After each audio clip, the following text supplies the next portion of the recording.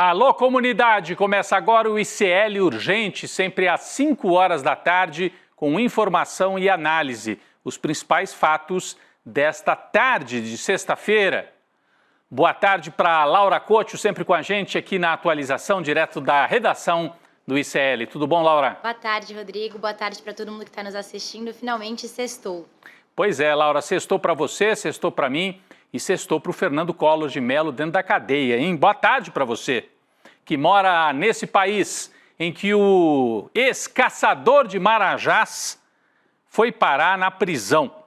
A decisão foi tomada pelo Supremo Tribunal Federal.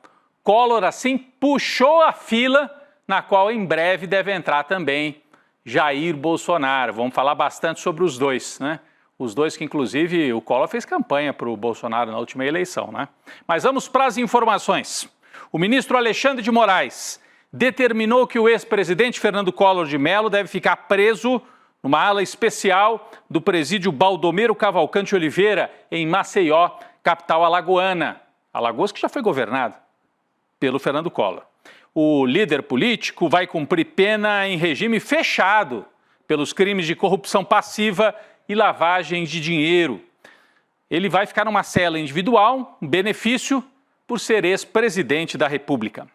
A decisão de Moraes foi tomada depois que Collor afirmou numa audiência de custódia que gostaria de ficar preso em Alagoas até a decisão completa do Supremo, né, porque o plenário do Supremo vai detalhar ainda de que maneira que vai ser cumprida esta ordem.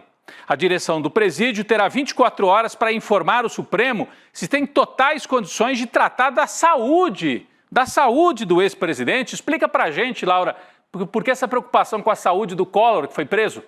Pois é, Rodrigo, primeiro eu vou explicar aqui o que aconteceu. O Collor foi preso na madrugada de sexta-feira, depois que o ministro Alexandre de Moraes negou os últimos recursos da defesa do ex-presidente. Segundo Moraes, os advogados só repetiram argumentos na tentativa aí de tentar adiar a prisão. Hoje de manhã, o Supremo abriu uma votação em plenário virtual para decidir sobre a manutenção aí da ordem de prisão.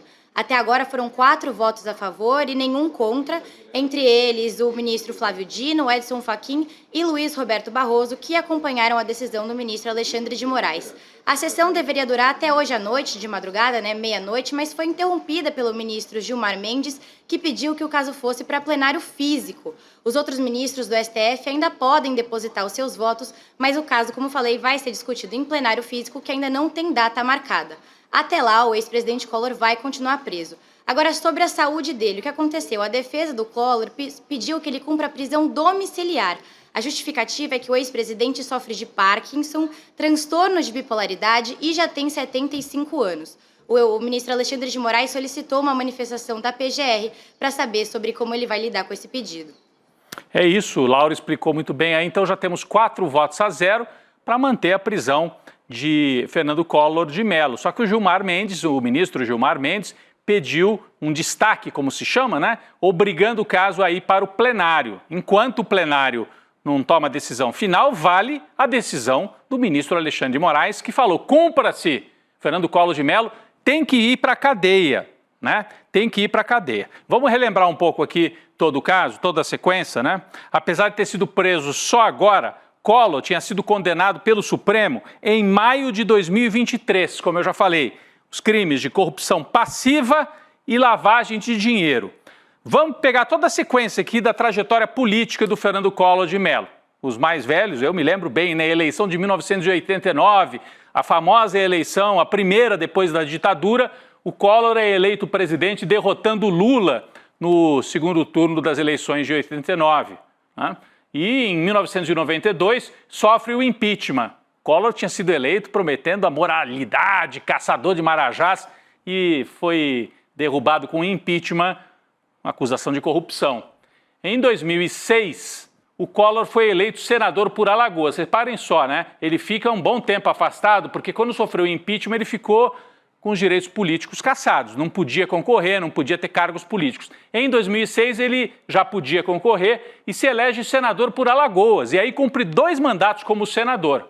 Em 2015, já depois dos 2 mandatos de senador, a PGR, Procuradoria-Geral da República, apresentou a denúncia contra Collor por corrupção, de novo, hein? Então, afastado da presidência por denúncias de corrupção, caso PC Farias, e depois, como senador, ele é acusado de ter interferido em nomeações ali na BR Distribuidora, né? E com isso ter obtido vantagens indevidas, propina, corrupção passiva.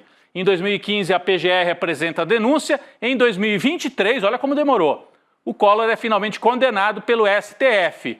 Em 2024, o STF passou o ano inteiro julgando recursos, recurso para cá, recurso para lá, até que hoje o Alexandre de Moraes, já em 2025, falou: chega, são recursos protelatórios, cumpra-se a ordem, e ele tem que ir preso, mais de 8 anos, 9 anos de cadeia para o Fernando Collor. Essa aí é a trajetória toda do Fernando Collor. Bom, vamos relembrar o caso.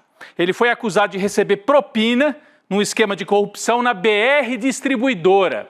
BR Distribuidora, que é uma empresa, né, do grupo Petrobras, depois ela foi privatizada. Ele foi investigado e agora condenado numa investigação que decorre da Lava Jato, né? Só que um braço da Lava Jato que chegou lá às Alagoas. De acordo com a decisão da Justiça, o ex-presidente influenciou o comando e diretorias da empresa BR Distribuidora entre 2010 e 2014. Olha só, naquele período das gestões de Lula e Dilma Rousseff. Na época, Collor era senador, como a gente já viu aqui, né? Ele teve 2 mandatos de senador, e teria agido para garantir a assinatura de contratos da BR Distribuidora com a construtora UTC. Em troca, Collor teria recebido 20 milhões de reais. Esta é a condenação, é por isso que ele está condenado pelo Supremo Tribunal Federal. O Supremo julgou em novembro de 24 o primeiro recurso de Collor, mas depois ele ficou ainda, né, tentando procrastinar, adiar o cumprimento desta ordem de prisão. No final dos anos 80, eu já falei aqui, mas acho que vale trazer algumas imagens, né? No final dos anos 80, o Collor era governador de Alagoas e apareceu como candidato em 1989 como uma grande novidade, né?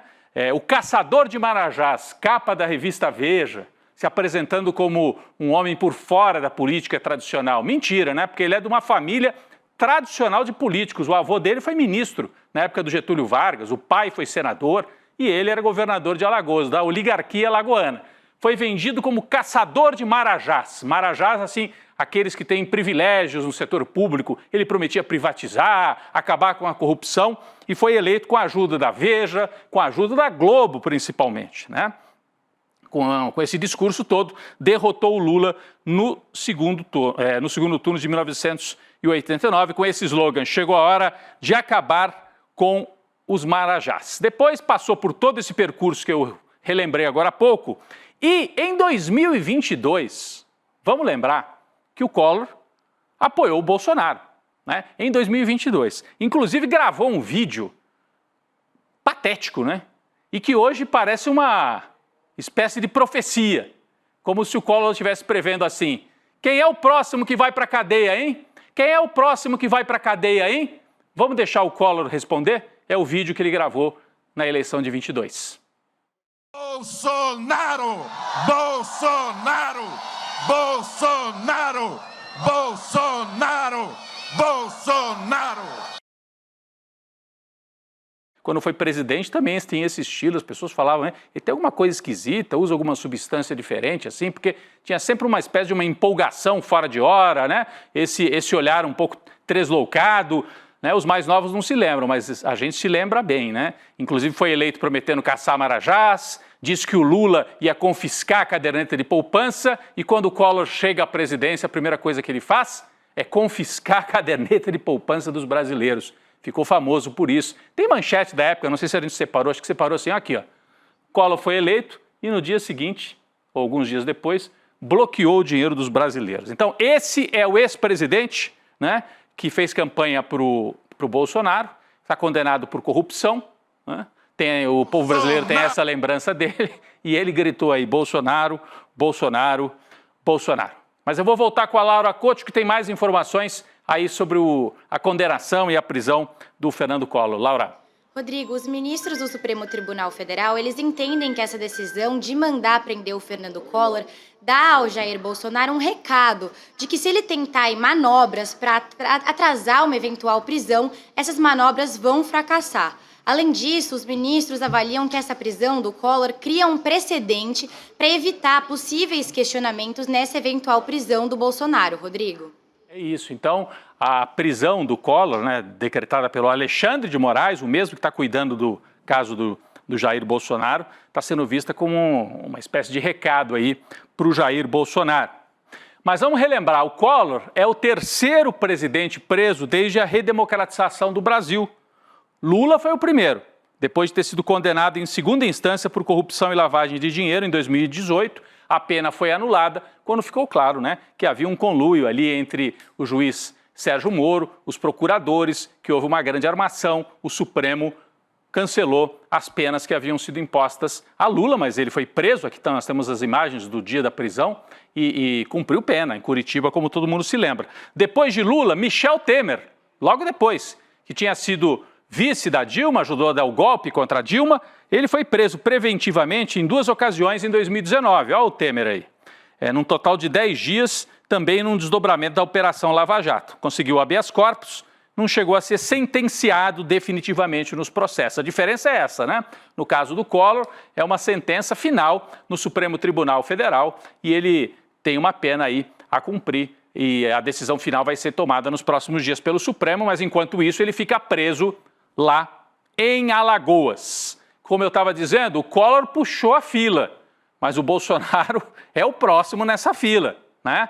Tem que ficar de olho. Alexandre de Moraes mostrou aí que não vai ficar aceitando recurso protelatório, não, né? Falou para a defesa do Collor, chega, cumpra-se. O ex-presidente Jair Bolsonaro segue internado, né? Então saímos do Collor e vamos para o Bolsonaro. O ex-presidente Jair Bolsonaro segue internado na UTI do Hospital DF Star. De acordo com o boletim médico desta sexta-feira, ele não apresentou novos picos de elevação de pressão, mas segue sem previsão de alta. O ex-presidente foi submetido a tomografia de tórax e abdômen e as tomografias foram, segundo os médicos, compatíveis com uma evolução normal do pós-operatório, mas ontem a gente trouxe aqui a informação de que por trás desses boletins que tentam trazer alguma tranquilidade, há muita preocupação porque o intestino do Jair Bolsonaro não voltou a funcionar. Isso é mais sério do que a questão de pressão alta. Ele teve pressão alta porque ele fez um showzinho lá com a oficial de justiça. Agora, o sério mesmo é que o intestino do Jair Bolsonaro não voltou a funcionar e isso traz muita preocupação para os médicos. Vamos falar com a Laura Couto, que tem atualizações, a nossa equipe aqui do ICL tem informações aí de bastidor também, não é isso, Laura? Isso, Rodrigo, a informação do nosso jornalista aqui do ICL, Kleber Lourenço, de que o Bolsonaro continua em estado de atenção. Os médicos não têm o que fazer em relação à situação do ex-presidente, a não ser esperar aí para ver se ele melhora nos próximos dias. Então, os médicos estão aí esperando para ver se Bolsonaro consegue resolver essa questão do intestino, porque realmente não se sabe se dá para fazer uma nova cirurgia. Os médicos não têm muito o que fazer, essa foi a informação que nós obtivemos ontem também, o nosso colega Leandro Demore conversando com fontes lá em Brasília, exatamente os médicos têm que esperar o corpo do Bolsonaro, tem que voltar a funcionar, por assim dizer, né? Só que ele não ajuda, né? Faz live, dá entrevista para a televisão, depois se exalta lá com a oficial de justiça, produz vídeo para espalhar nas redes sociais, é o Jair Bolsonaro que a gente conhece de muito tempo. Ele fazia isso quando era presidente e faz isso agora na tentativa de se apresentar como uma vítima, como alguém que está sofrendo demais. Não tenho dúvida, ele está lá no hospital, ninguém acha que é bom ficar numa situação como a que ele está. Mas ele já produziu muito sofrimento para brasileiros também na época da pandemia e mandou até a turma dele invadir o hospital para fazer imagens, porque ele queria provar que tinha leito sobrando na época da pandemia. Esse é o Jair Bolsonaro que dizia, chega de mimimi. E agora, de certa forma, está fazendo mimimi lá no hospital em Brasília. Mas não vamos mais falar de quem está na fila da prisão. Vamos falar do atual presidente, o presidente Lula. O presidente Lula e sua comitiva desembarcaram hoje em Roma para participar do funeral do Papa Francisco, marcado para amanhã. Já temos a fotografia aqui, ó. Lula com vários ministros chegando a Roma, O Lula levou o ministro, foi com a primeira-dama Janja. Aqui nós estamos vendo Mauro Vieira, o ministro das Relações Internacionais do Itamaraty, o Celso Amorim, que é assessor especial também nas relações internacionais. Lula recebido lá em Roma, outros ministros também estão ali com ele, parlamentares. É uma comitiva brasileira para acompanhar primeiro o velório, né? No dia de hoje a gente mostrou a primeira imagem, é de Lula chegando ali na Basílica de São Pedro, onde há o velório. Aí, esta é a imagem, Lula e Janja chegando na Basílica de São Pedro, onde acontece o velório do Papa Francisco. A presidenta Dilma também está por lá, a ex-presidenta Dilma, que atualmente preside o Banco dos BRICS. Então ela está na condição de ex-presidenta do Brasil e também de presidenta do Banco dos BRICS, né? E 4 ministros e 12 parlamentares brasileiros também nesta comitiva. A gente observa ali os brasileiros bem pertinho ali, rendendo as homenagens ao Papa Francisco, que foi importante, né? Janja deu entrevista essa semana, relembrando como o Papa Francisco teve um papel importante quando o Lula estava preso, né? Deu declarações, denunciou o lawfare, a perseguição contra Lula, chegou a mandar lembranças lá para Curitiba, se não me engano 1/3, né, que ele enviou através de um portador para Lula, quando Lula estava preso, e agora Lula vai se despedir do Papa Francisco. A Santa Sé, ou seja, o Vaticano, anunciou, né, que 130 delegações estrangeiras estão confirmadas para as homenagens finais ao Papa Francisco, que acontecem nesse sábado. São 50 chefes de Estado e 10 monarcas. Entre as autoridades, secretário-geral da ONU, Antônio Guterres. Dos Estados Unidos vem o presidente Donald Trump com a esposa, Melania. E também o ex-presidente Joe Biden confirmou que vai para as homenagens ao Papa Francisco. Da Argentina, o presidente Javier Milei. Da União Europeia, a presidenta da Comissão Europeia, Ursula von der Leyen. Do Reino Unido, o príncipe William, representando o pai, né, o rei Charles, e também o primeiro-ministro da Grã-Bretanha, do Reino Unido, Keir Starmer. Laura, o que vai acontecer agora? Qual a sequência, né? Os representantes do Brasil estão lá. As últimas homenagens são nesse sábado ao Papa Francisco, não é isso? Exatamente, Rodrigo. O funeral e a missa do Papa Francisco vão ser realizados amanhã, ou seja, sábado, a partir das 10 horas do horário local no Vaticano, então às 5 horas do horário aqui de Brasília. Depois, o caixão vai ser levado para a Basílica de Santa Maria Maior, que fica fora do Vaticano, onde o corpo vai ser sepultado, conforme um pedido do próprio Papa Francisco. Depois dos 9 dias de luto, o Vaticano começa o conclave, que é essa eleição, essa votação para escolher o novo líder da Igreja Católica, Rodrigo. Muito bem, Laura. Daí a gente vai passar desta fase das homenagens, do enterro do Papa Francisco, para acompanhar o conclave, né, que é o nome do filme, que fez tanto sucesso recentemente, mas em que há sempre muita especulação, a imprensa do mundo inteiro, será que vai ser um conservador desta vez? Será que os apoiadores do Papa Francisco vão conseguir fazer o sucessor? Ele que tem uma posição mais humanista, né? Um pouco mais progressista, mas isso tudo, por enquanto, é muito difícil saber. Quando o Papa Francisco Bergoglio, argentino, foi escolhido, quase ninguém apostava que ele seria o novo Papa. Então, a gente tem que ter muito cuidado ao longo das próximas semanas, vamos acompanhar, mas primeiro a homenagem, o enterro do Papa Francisco neste sábado. Aqui temos imagens dos cardeais, mais de 100 cardeais lá em Roma, né, para as homenagens, além dos chefes de Estado, que como o presidente Lula, outros vão chegando para estas homenagens para o enterro de amanhã, sábado, como disse a Laura. Vamos virar a página aqui, vamos voltar a falar da política brasileira.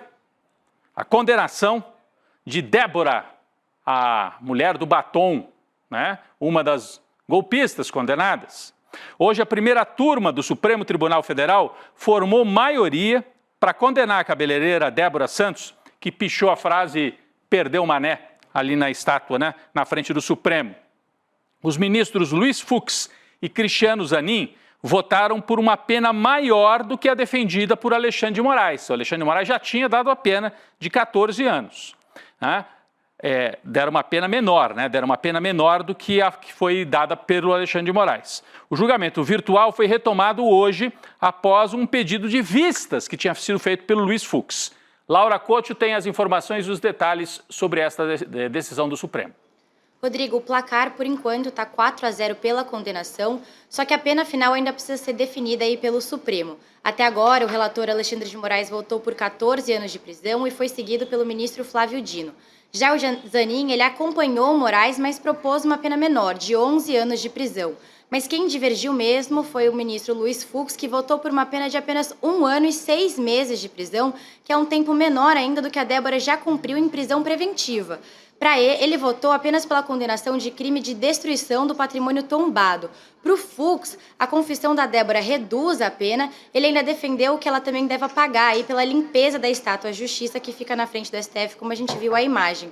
Ainda falta o voto da ministra Carmen Lúcia. O julgamento deve seguir aí até o dia 6 de maio, Rodrigo.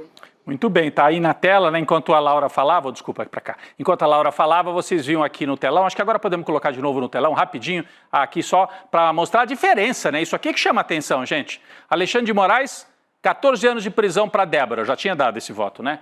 Flávio Dino, 14 anos de prisão para Débora. Hoje, o Luiz Fux já tinha sinalizado que ia propor uma pena menor, 1 ano e 6 meses. E o Zanin, 11 anos. Falta a ministra Carmen Lúcia. Certamente eles vão ter que fazer um acerto aqui, né, para decidir uma pena, talvez não fique nos 14 anos, diminua um pouco. Há essa discrepância porque o Luiz Fux só condenou a Débora por um crime, né, destruição de patrimônio, e não por golpe de Estado, o que me parece descabido, já que tem mais de 400 pessoas que agiram da mesma forma que a Débora e que foram condenadas, também pelo crime de tentativa de golpe de Estado. Mas está aí, o Supremo formou maioria para condenar a Débora, que foi transformada numa espécie de símbolo pelos bolsonaristas. Vamos falar de outro bolsonarista, né? Do Chiquinho Brazão. Vocês sabem quem é que vai suceder o Chiquinho Brazão, que é aquele acusado de ser o mandante da morte de Marielle? Olha aí, o empresário Ricardo Martins Davi, do União Brasil do Rio, mais conhecido como Ricardo Abrão, que era o suplente e vai assumir a cadeira do ex-deputado Chiquinho Brazão. O Abraão, que vai assumir, é sobrinho de nada mais, nada menos, do que o bicheiro Anísio Abraão Davi, conhecido como Anísio, que é presidente da Beija-Flor, da Escola de Samba Beija-Flor de Ninópolis. Então, sai Chiquinho Brazão, que é acusado de ser líder de uma milícia, ou de ter ligações com a milícia, e entra o sobrinho do bicheiro, o Rio de Janeiro, puro suco de Rio de Janeiro. Esta sequência aqui, né? Sai o Brazão e entra o sobrinho do Anísio nesta vaga de deputado. Laura Couto. Rodrigo, o Chiquinho Brazão, ele perdeu o mandato ontem à noite. A decisão de cassar esse mandato foi da mesa diretora da Câmara. A justificativa foi excesso de faltas nas sessões do plenário. A questão aí é que, na prática, com esse tipo de cassação, o Chiquinho ele não perde os direitos políticos, ou seja, ele não ficou inelegível. Vale lembrar que o Chiquinho Brazão ele foi preso em março de 2024 como um dos suspeitos de mandar matar a vereadora Marielle Franco, do PSOL do Rio de Janeiro. Mas ele cumpre prisão domiciliar desde o dia 12 de abril, Rodrigo. Então sai o Chiquinho Brazão e entra o sobrinho do Anísio, lá como deputado federal. Essa decisão saiu ontem, né? Tirar o mandato do Chiquinho Brazão, a canetada da mesa da Câmara, como explicou aí a Laura. Isso tem uma jogada aí porque permite que o Chiquinho Brazão não perca os direitos políticos, ele que está respondendo criminalmente ainda pelo caso da Marielle. A deputada Talíria Petroni, do PSOL do Rio de Janeiro, se manifestou nas redes sociais lamentando que a cassação não tenha ocorrido por meio da deliberação do plenário. A gente tem aqui no telão a mensagem da Talíria. Ela disse o seguinte, ó: claramente com o objetivo de preservar os direitos políticos daquele que possivelmente mandou executar Marielle Anderson para que ele não fique inelegível e também para preservar os seus aliados deputados em plenário para que não coloquem suas digitais na cassação. Ela deixou o protesto aí porque a cassação do mandato veio pela mesa e não pelo plenário. De qualquer maneira, finito, né? Acabou para o Brazão o mandato de deputado federal. Vamos falar sobre o Donald Trump, presidente dos Estados Unidos, que está nessa guerra comercial contra a China e contra o mundo, né? De certa forma. Olha a declaração que ele deu hoje. O presidente dos Estados Unidos disse que o Brasil é um dos países que ficaram ricos impondo tarifas sobre produtos norte-americanos. Declaração que foi dada numa entrevista à revista americana Time Magazine. Laura Couto tem mais informações sobre esta fala do Donald Trump, né, Laura? Rodrigo, nessa entrevista, o Donald Trump também disse que considera uma vitória total se os Estados Unidos ainda cobrarem tarifas de 50% sobre os produtos estrangeiros daqui a um ano. Segundo ele, se isso acontecer, o país ia ganhar uma fortuna. Vale lembrar que, nesses últimos dias, o Trump reforçou que seu governo está em negociação com os chineses para chegar em um acordo comercial para evitar essa questão do tarifaço.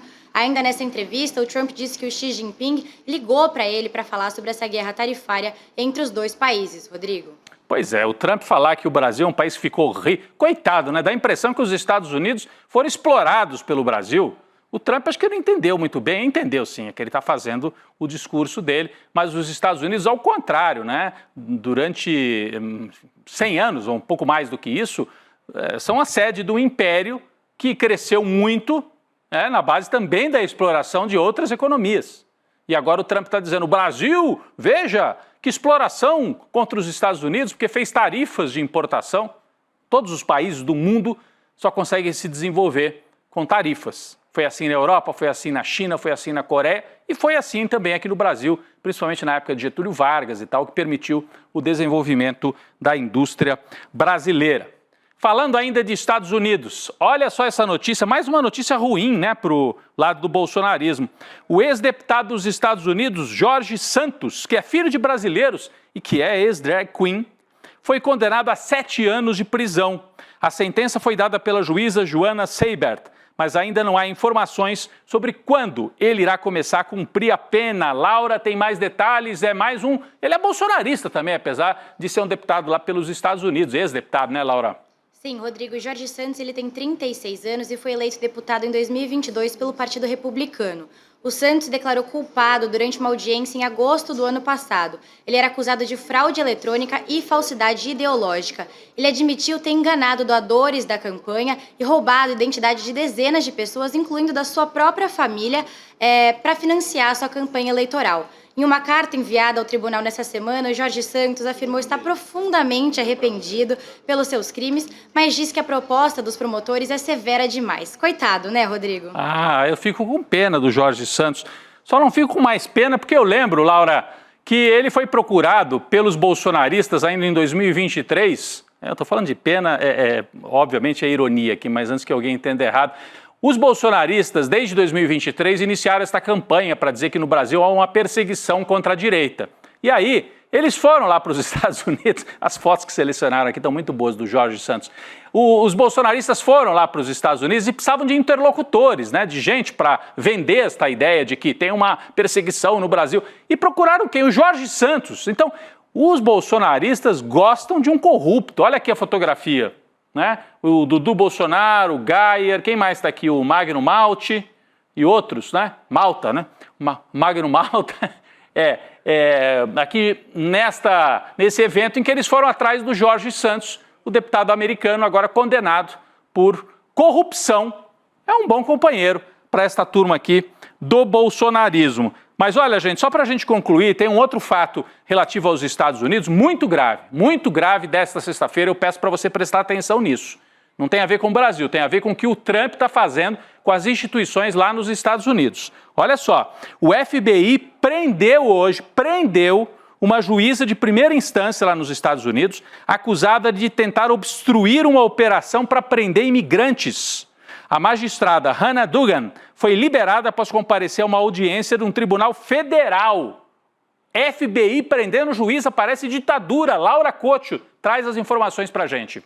Pois é, Rodrigo, o diretor do FBI, o Kash Patel, ele confirmou a prisão da juíza em publicação nas redes sociais. No post, que eu acho que a gente tem o print aí, o Patel acusa a juíza de intencionalmente desviar agentes federais para deter um imigrante estrangeiro ilegal. Ele disse no X, acreditamos que a juíza intencionalmente desviou os agentes federais do sujeito a ser preso em seu tribunal, permitindo que um estrangeiro ilegal escapasse da prisão. Ele finalizou o tweet com excelente trabalho do FBI.